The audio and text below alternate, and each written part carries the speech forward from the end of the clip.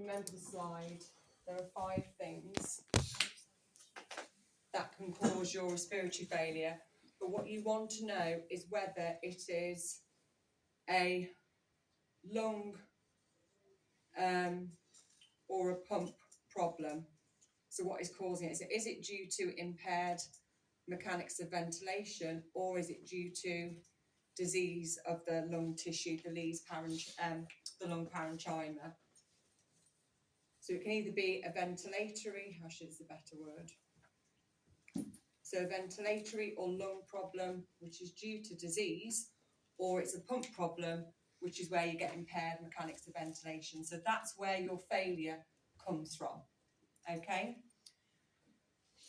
But then in respiratory failure, we have 2 types, type 1, type 2. So the way I teach it is, type 1 respiratory failure, you've got one problem, which is hypoxia, which means I only need one pressure to fix it. So the only mechanical treatment for type 1 respiratory failure is CPAP, because CPAP delivers one continuous pressure. You just breathe in and out around that continuous pressure.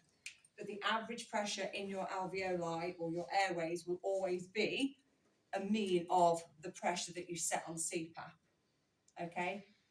The idea of that is that you don't support the inspiration, because it's not the inspiration they need support with.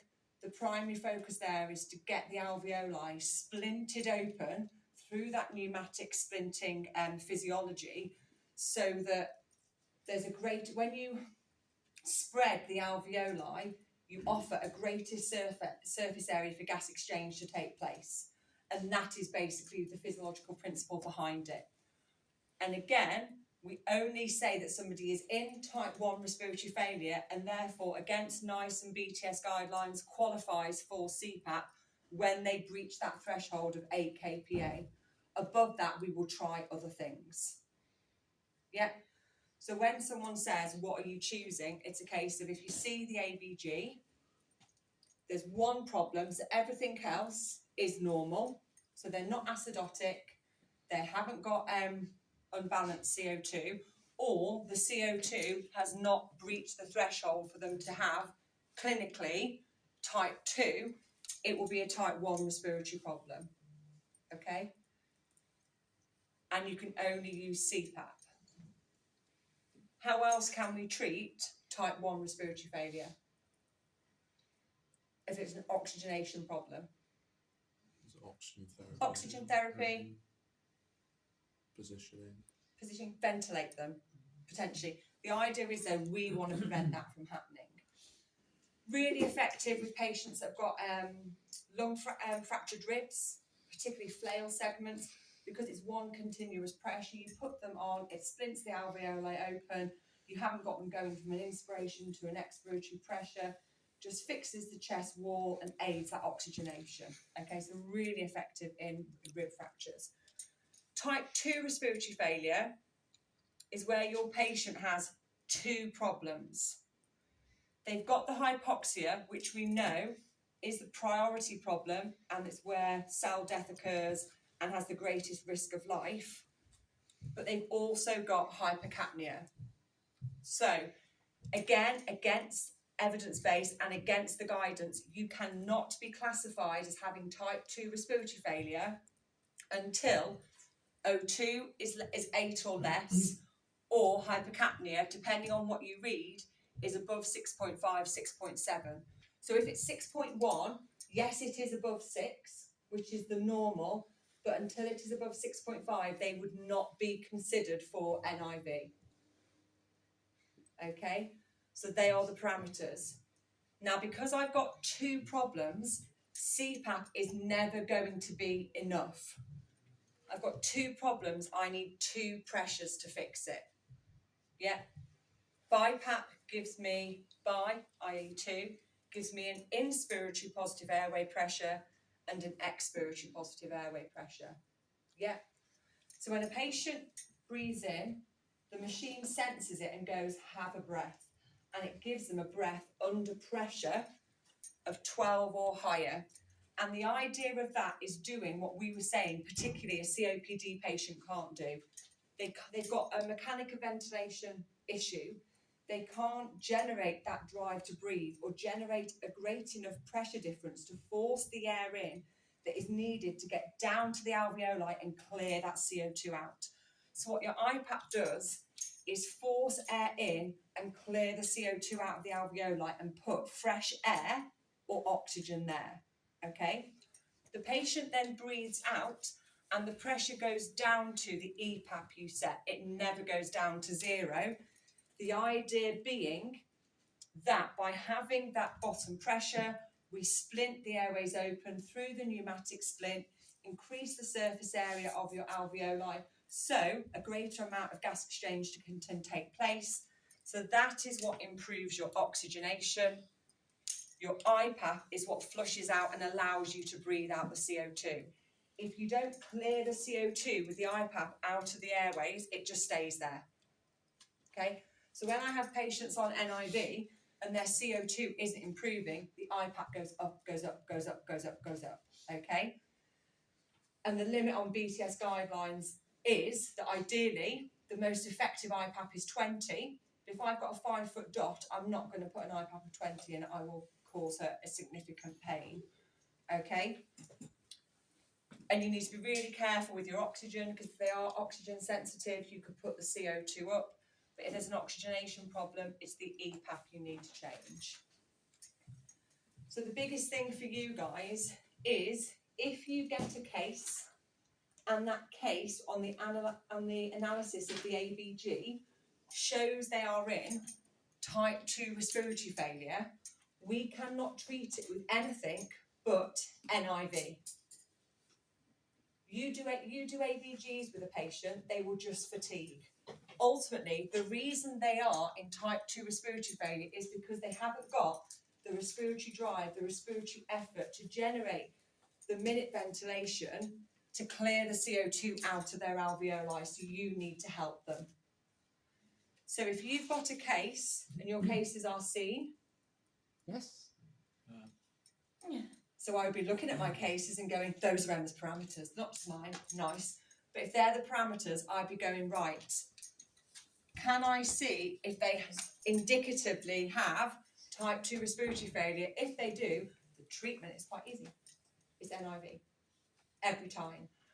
But in the theoretical principle behind that, you would have to be able to explain to me why you're using why you're using BiPAP over CPAP. So theoretical principle wise, that is what some of it would be. Okay, you told me they've got respiratory failure. Why is that? Why does that matter? So do you think respiratory failure would be quite high on your priority list? Yes. Because when we said respiratory is easy, there's only 6 problems you can have. What are they? Hypoxia, Retain secretion, increased work of breathing, reduce lung volumes. Reset start times.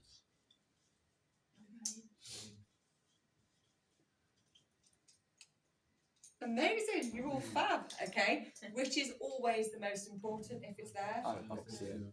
okay? Yeah, so if they've got respiratory failure, they will always top trump everything else. Yes, the below could be causing that. So if I've got someone who's come in with rib fractures, they'll end up going into respiratory failure and guarantee it's type 1. And if we don't treat them, they end up going on ventilators. And that's the whole point of physiotherapy. We put CPAP in place and try and prevent that through airway clearance. So that will always be the top of your priority list. And why? What happens if I don't treat respiratory failure? You get cellular death, organ death. Cellular organ death, they will die. Death. So, when we say, and why is this your main problem? Everyone is so worried about going, they're going to die. But that is what we want to hear. We want you to appreciate that if you don't get on this or you don't escalate it, ultimately it will lead to death. And that is actually what we want to hear. So if somebody is severely hypoxic or they are in respiratory failure, if we don't manage it, they will die. So we need to hear you say and communicate that. Yeah? So If it's in the case, you'll be asked to obviously provide a problem list. So synopsis of the case, give us a problem list. What is your main treatment? So if you see they are in a respiratory acidosis, so they've got to have a pH of below 7.5, okay?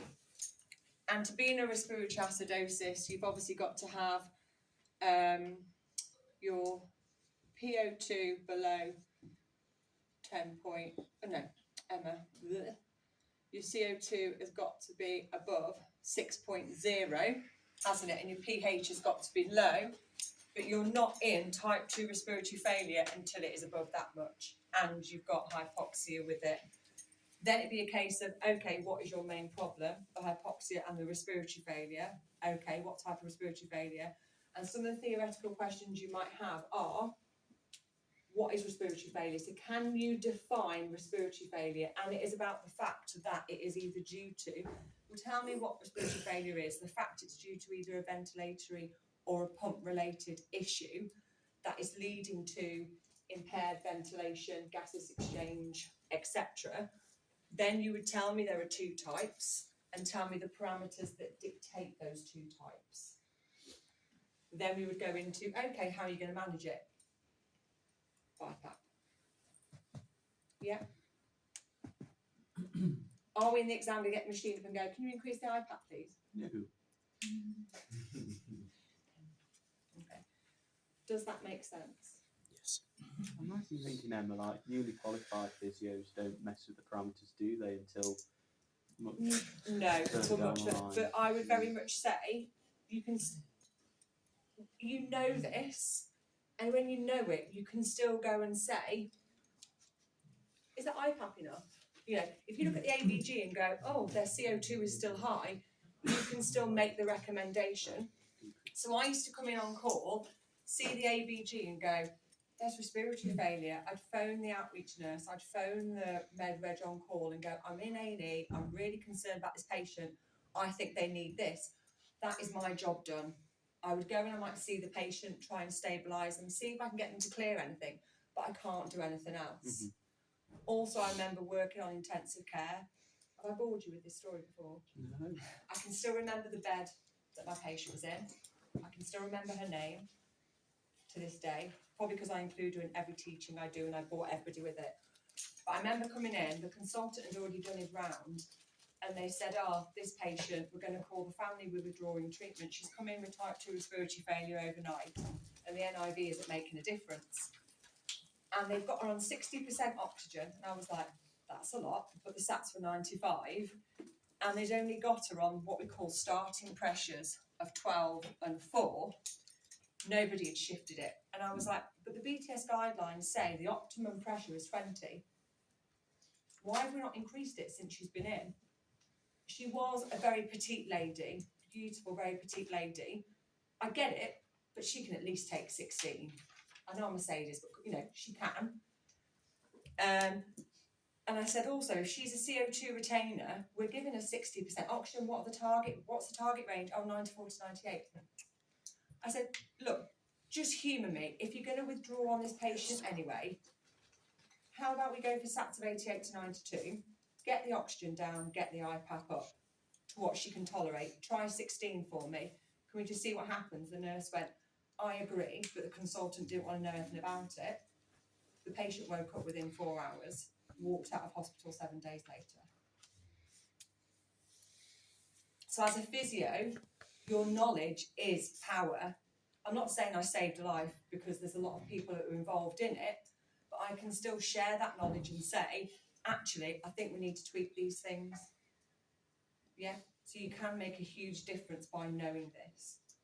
Yeah. So, in terms of the types of respiratory failure, are Yeah. you asking us to talk about either the ventilatory or the pump failure? You're not asking us to talk about ARDS, infant respiratory distress syndrome? Oh, you are? Okay. So, if you want to go for gold standard, 90s out of 100, yeah, and you can say to me, respiratory failure is the failure of the lungs to respire. So respiration is what? You've got ventilation, you've got respiration. What is respiration? Respiration, Gas exchange. gas exchange. So if it's respiratory failure, it is the failure of gaseous exchange, ultimately. So the failure of the delivery of vital energy resources to our cells for them to function. So if you say this is what respiratory failure is, there are 5 different types of respiratory failure. So you've got acute on chronic, decompensated, etc. But ultimately, it comes down to the fact that it's either ventilatory in cause and it's because of disease of the lungs, or impaired mechanics of ventilation, so it's a pump failure, so it's either a lung or a pump failure. It results in either one of 2 types of failure. You can tell me as much of that as you want. The key thing is that you say this. The preferred is that you add and you can show that you understand this. That is going for gold. If your brain can take it and if you have time to share that information. Yeah. Emma, when you say pump, is Yeah. that air going in and out? So it's basically the mechanics of ventilation that increase the volumes within your Yeah. lungs to allow air to move in and out. Yeah. Is that not ventilation? So Because I always thought of it is ventilation, it is mechanics of ventilation, but lung is where, stick with lungs then, it's either a pump failure or a lung failure, and it's where there's a disease that is affecting, so it could be a pneumonia. yeah. It So could be, so the lung bit COPD. is the problem with gas exchange. yes. And then the pump is the ventilation problem. Okay, that I understand. One problem with like hyperinflation or something, diaphragm. Yeah, so it's where, and it is that, isn't it? It's the fact that actually when you need to increase your tidal volume, the patient can't because the diaphragm is continuously engaged, the ribs are continuously in that horizontal position. I cannot change the diameter of my chest anymore to make a pressure difference to draw air in. The mechanics of ventilation have failed because they're constantly in that bucket handle position. That's why you see COPD patients only using pumps, because that's all they have left. And that's why the accessory muscles are so pronounced, because they're trying to change the pressure in any means, and it's pretty much they've only got the pump to work with. COPD, Because you've got the emphysematous changes which are affecting that. But then it's good because you can talk about that and say COPD patients have an issue with both types of failure, which you can have as well. Yeah, if that confuses.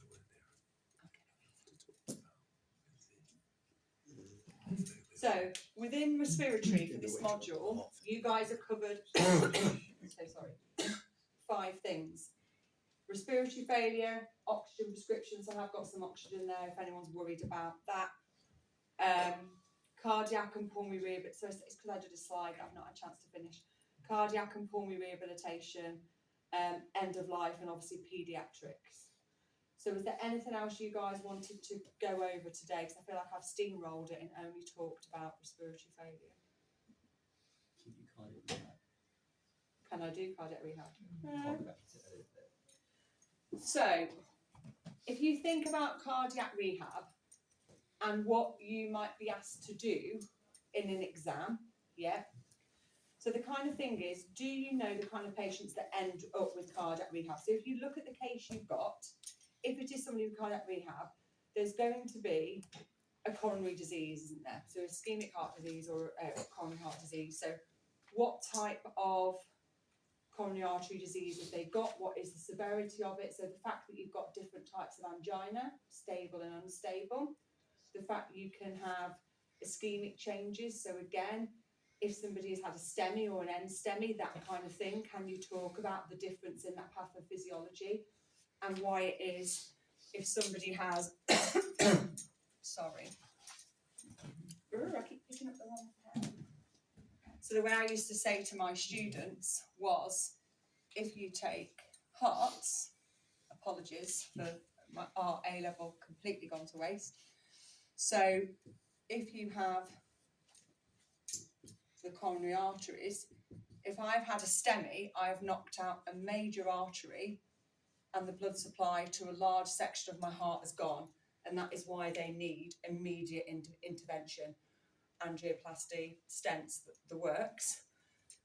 NSTEMI is when a smaller artery has been affected, and therefore you can afford to work more conservatively with the patients, use blood thinners, rest, gentle mobilisation, etc. Okay? Or you've got your patients that have ended up with cabbages, etc., that have needed extensive surgery. Is your patient a cabbage? He is. It's like I know your course. So you've got a patient that's had a cabbage. So the thing with a cabbage is, if your case has got a cabbage, I would strongly recommend from a theoretical point of view that you look up what a cabbage is. That you don't just say cabbage, that you can say the full acronym in full, that you know how it is performed, and you think about the surgical incision, what is manipulated, and therefore what some of the limitations may be afterwards. If somebody has come and severed me down the middle, cracked open my rib cage, okay, and started manipulating, you think about that from the pain point of view, what they can do with their upper limbs, again, is a little bit of a tip. So again, they can't push through upper limbs, things like that. So think about what the implications of a cabbage are. If you had to say about coronary heart disease, what leads to this, what a cabbage is, you would need to be able to tell me that. Also, risk factors.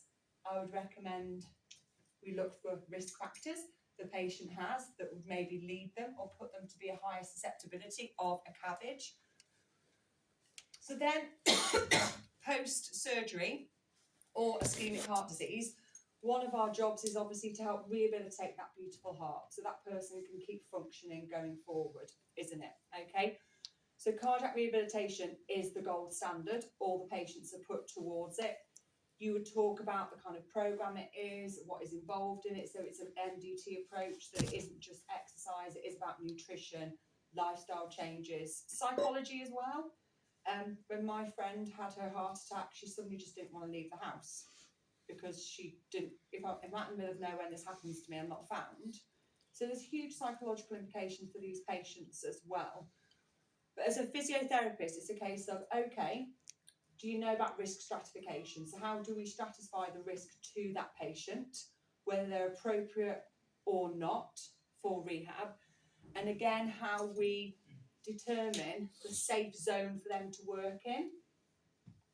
Yeah, looking at max heart rate. So what is the optimum heart rate reserve for your patient? Because when they come into cardiac rehab, they wear the polar belts, and all the patients have to wear polar belts on their chest, or if they wear a bra under their bra, and we monitor their heart rate at all time. And if someone's heart rate goes above what I've got as the max, it's like, whoa, we need to calm this down a little bit. So we do monitor their heart rates really closely in the rehab. But also it's about, do you know why? According to ACPR guidelines, you cannot find better guidelines than the American, but also British guidelines of cardiac rehabilitation. Why is the warm-up 15 minutes? Because we do not do any less. Absolutely not. The cool down also needs to be 10 minutes. So can you reason why that is? What exercises do we use in a warm-up, and why do we do that? What are those exercises trying to do? Yeah. Then you're going to go into your exercise class, which is a lot longer. And if you look at the difference in a cardiac and pulmonary rehabilitation patient, you would not be, a whole cardiac rehab class will take an hour plus. Pulmonary rehab, you've done in 30 minutes. Their warm-up is probably no more than 5 minutes. Otherwise, they won't be able to do the exercises you've got planned for them. And again, the cool down is 2-3 minutes max. Very different with cardiac rehab. You've got to warm those blood vessels up. You've got to get the heart to work slowly. You don't want to take them from 0 to full power, off you go. But again, if you look at the exercises we use in both, they are very different. Yeah? Also being aware that as soon as you do anything overhead, it's more effort on the heart rate goes up, blood pressure goes up, etc. So I used to take part in 2 different types of cardiac rehab classes. We used to have one that was where they were high risk and they'd be on chairs and they'd do marching on chairs, etc.